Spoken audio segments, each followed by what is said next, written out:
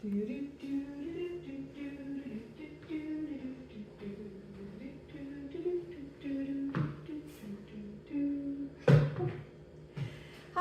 and welcome to another episode of Cooking with the Clergy, the Cape Breton edition. I'm on my own today, so I didn't have anybody else to press record. Today, we're going to be making an old favorite of mine. It's kind of a fancy bag. It's a little bit more than the hard stuff you'd make on the trail, but really, really good.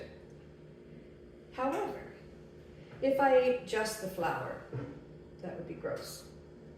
Just the baking powder would also not taste good. Neither would the buttermilk on its own or the baking soda and salt. I don't know if I would ever consider eating an egg raw or drinking oil. All of those things, none of them sound appetizing. But when you put them together, they work together and they make something amazing. So we're going to get started. I measured out some ingredients and we start with 4 cups of flour. My oven has already been preheating to 400 degrees and I have already greased my 9x13 pan. So first we're going to add all of our dry ingredients to the bowl. This makes up very quickly, very easily, and turns into something sweet. In here I have 6 teaspoons of baking powder and a teaspoon each of baking soda and salt. And here I have 3/4 of a cup of sugar. Probably the only ingredient that I'd be willing to taste on its own.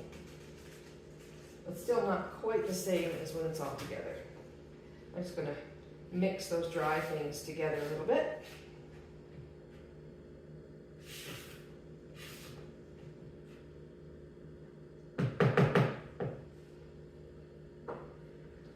We're going to add 2 cups of buttermilk.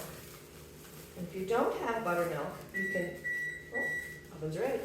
You can sour regular milk. And to do that, you use 1 tablespoon of either vinegar or lemon juice for each cup of milk you use. But I just happen to have actual buttermilk in my fridge, so that's what we're going to use.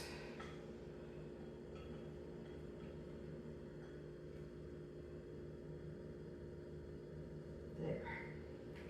And to that, I'm going to just use the same dish to measure 3/4 of a cup of oil.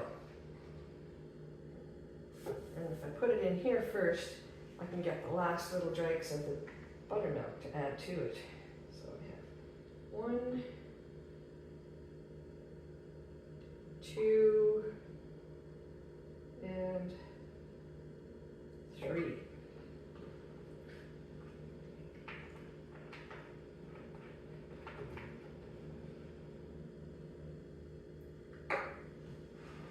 Pour that right in there. And then 1 egg.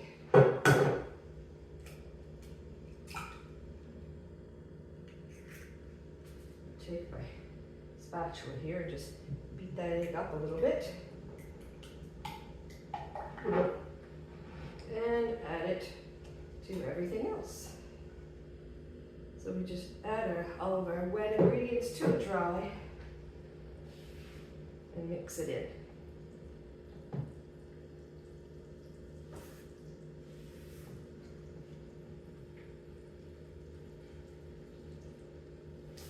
You don't need to use an electric beater, and you don't need to do it for too long because the more you over mix it in a way, the tougher it gets. It's not as light and fluffy as it would be with just a gentle mixing until all the dry ingredients are moist.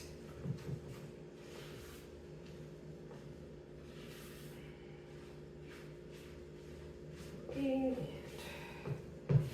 everything looks good and all mixed in. So I'm going to put it into the greased pan.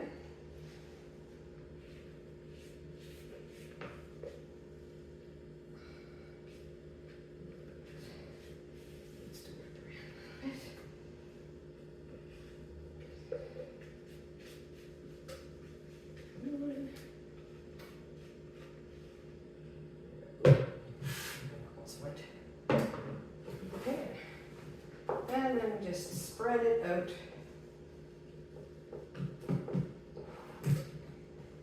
to the corners of the pan.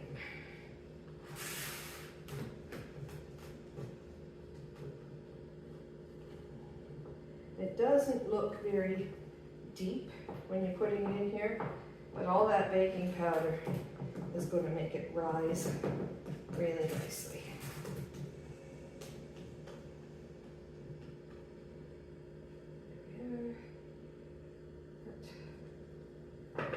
There, and that's what we've got. So that's going to go in 400 for about 35 minutes.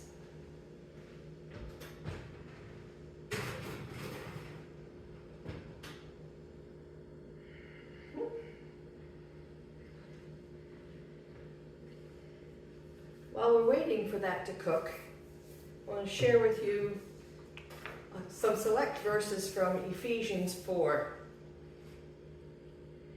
There is one body and one spirit, just as you were called to one hope when you were called. One Lord, one faith, one baptism. One God and Father of us all, who is over all and through all and in all. But to each one of us grace has been given as Christ apportioned it. So Christ himself gave the apostles, the prophets, the evangelists, the pastors and teachers, to equip his people for works of service, so that the body of Christ may be built up, until we all reach unity in the faith and in the knowledge of the Son of God and become mature, attaining the whole measure of the fullness of Christ. From him the whole body, joined and held together by every supporting ligament, grows and builds itself up in love, as each part does its work. I've got a story for you today. It's a children's story, but we all can learn a lesson from it, which kind of ties into the ingredients in the Bannock working together and all of us in faith working together. And it's called Priscilla Beaver and the Had to Go Dam. It was a bright sunny day in the country as Priscilla Beaver and her family prepared to travel upstream to visit her cousins, the old-time Beavers, and the twins, Tammy and Thomas. Priscilla was very excited. She loved to play in the cool, splashy water of the big dam with her cousins. She loved to slap the water with her tail and dive deep, deep down to the bottom of the dam to collect pretty shells and rocks that she found there. Finally, after much packing and fussing, they were off. Tammy and Thomas were just as excited to see Priscilla. They couldn't wait to introduce her to their friends who lived at the big dam with them. They couldn't wait for all the friends and relatives to swim and play and slide down the big mud hill that led to the deepest end of the dam and splash in the cool water. At last, Priscilla's family arrived. Tammy and Thomas took Priscilla to meet their friends who had heard wonderful stories about Priscilla from her cousins. You see, Priscilla had the most beautiful teeth a beaver could have. They were long and sharp and strong, and she could cut through an alder in 10 seconds flat. Many of Tammy and Thomas's friends wished that they had teeth like Priscilla. Most of them just had ordinary teeth, ordinary beaver teeth anyway. And because they were young, their teeth weren't really that strong yet. After a day of splashing and playing in the big dam, the young beavers settled in for the night. Priscilla couldn't sleep well in a strange dam, so she decided to get up and get a drink of water when she overheard the adult beavers talking in the living room. They were worried about the big dam. It was getting older, and so were many of the beavers who lived there. Many of the older beavers felt that the dam had to go. They just weren't able to fix it up the way it needed. They were too old, too tired, too few. Yes, the dam had to go. Priscilla couldn't help but interrupt when she heard them talking this way. "But where will you live?" she asked them. The oldest beaver looked at Priscilla kindly and told her that they would have to go too. They would have to break up the families and scatter out among the relatives, some traveling a great distance to find room at other dams. Priscilla's heart was broken. Not the big, beautiful dam.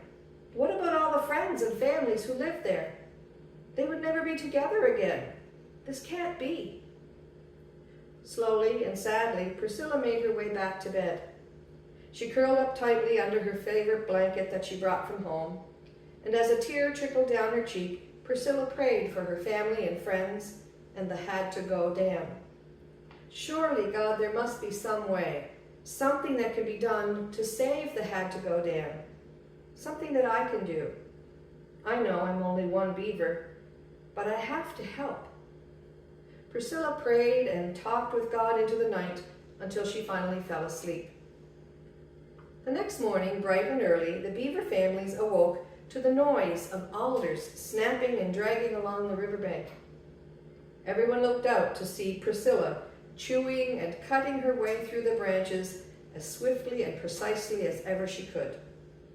Some of the younger beavers hurriedly got ready and went out to meet her. "Priscilla, what are you doing? You're only one beaver. You can't fix the dam." "I know," said Priscilla, "but I also know what I can do. I can cut through an alder in 10 seconds flat.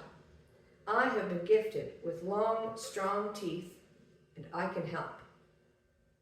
The other beavers didn't have teeth like Priscilla, and at first they thought that she was wasting her time. She couldn't do all the work. There just wasn't enough time before the fall weather would make it too hard to finish building. But then they thought again. We may not be as fast as Priscilla, but we can still do what we can. Some of the beavers began chewing through the smaller branches further up the riverbank. Some other beavers didn't have sharp teeth, but they were strong, so they offered to drag the bigger branches to the river and float them down to the dam. One of Tammy's friends offered to look after the baby beaver kits so that their parents could help with the work. Soon all the beavers were busy helping each other to fix the had-to-go dam.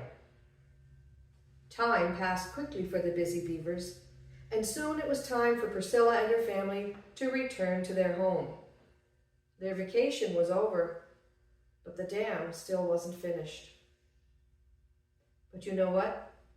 Even after Priscilla left, the other beavers kept on working until the had-to-go dam was better than ever, until it was no longer the had-to-go dam at all. It was the just right dam. They just needed to see what their gifts were and use them to help their community. They all learned from her example that no matter how difficult a challenge can be, when they work together, they can do great things. We can learn from Priscilla too. Whenever we share the load of our neighbor, when we use our gifts and talents to God's glory, we can do great things, because all great things begin with small steps or small bites.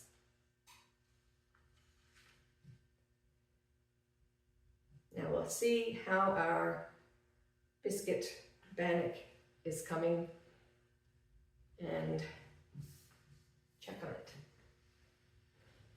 Put on the light. And it's already risen quite well. I'll come back to you when it's ready to come out of the oven, and we'll see how it turned out. Well, it's just about time to take our bannock out of the oven. I've got a toothpick to test to make sure it's done all the way through. And we're just going to see, it smells lovely in here.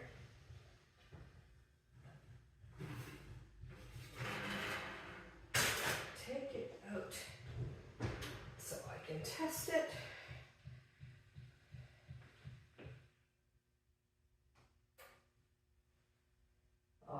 Perfect. Just the right amount. I'll bring this over so you can see there's kind of a golden brown top on it. And it's risen to about twice the size it was when it went in. I will stop my oven now. Ideally, of course, you wait until things cool off a bit, but we're going to cut a little piece of this now. It's sweeter than like a basic tea biscuit, but not actually a cake. So it's something that goes really good with just butter, or if you want to put some jam or peanut butter or something on it. So I've got a little plate here. And you can see the white, fluffy, cake-like texture of it. We're going to cut it open.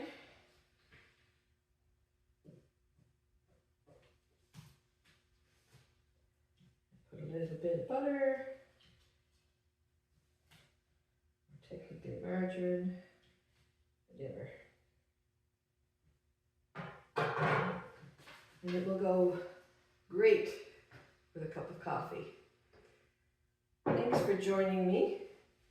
You can see the challenge of doing this by myself today also ties into our message, doesn't it? And how much easier it is when people work together. However, when I go home, my son will be helping me edit this video. So what you're seeing now is the finished product of a couple of stops and starts.